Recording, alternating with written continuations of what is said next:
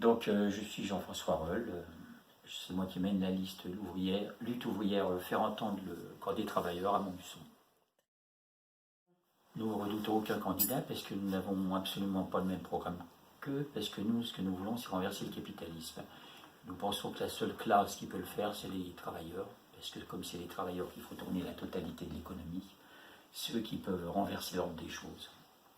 Et en finir avec ce système capitaliste qui enrichit toujours les 41 mêmes milliardaires, en faisant travailler les ouvriers au-delà du raisonnable.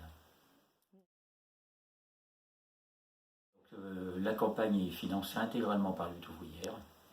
Donc Lutte ouvrière présente 260 candidats, 260 listes dans 240 communes, dont Paris, dont Marseille.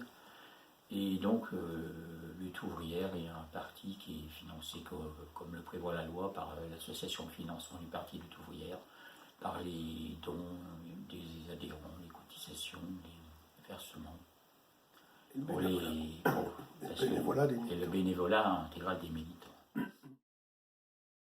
Donc la parité, depuis toujours, Lutte ouvrière a systématiquement présenté des femmes en tête de liste, normalement, puisque pendant des années, nous avons présenté Arlette Laguillet et puis maintenant Nathalie Arthaud, et que chaque fois que ça a été possible, Lutte ouvrière a toujours présenté systématiquement une femme en tête de liste dans une élection.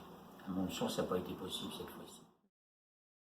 Alors, on ne peut faire aucune prévision dans la mesure où, si la crise du capitalisme s'accentue, si l'État continue à favoriser le grand patronat, les communes auront moins de dotations et la situation de Montluçon sera bien pire.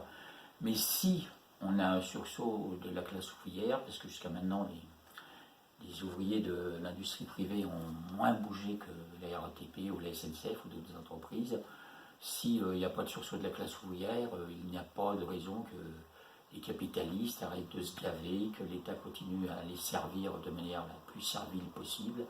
Donc tant qu'on aura des équipes comme Macron au pouvoir, il faut sachant que Macron avait hérité de Hollande et de Sarkozy qui avaient bien préparé le terrain. Donc comme on arrive à une situation où les villes moyennes se retrouvent en situation de déclassement parce que tout est passé dans la métropolisation et surtout dans l'octroi de facilités incroyables au grand patronat, c'est-à-dire rien que les fonds qui ont été attribués au CICE, le compte pour la compétitivité des entreprises, on aurait pu construire plus de 200 hôpitaux avec ça.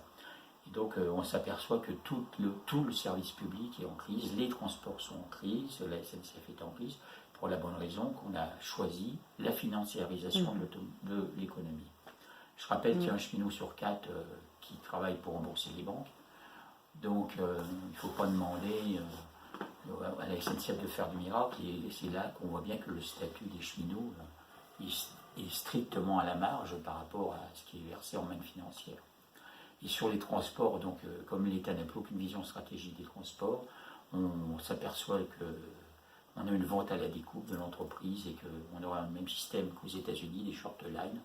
Les capitalistes vont acheter quelques centaines de kilomètres de voies et puis ils feront leur propre trafic dessus, sans qu'il y ait aucune concertation au niveau national, ni aucun plan stratégique à l'échelle de l'Europe, bien sûr.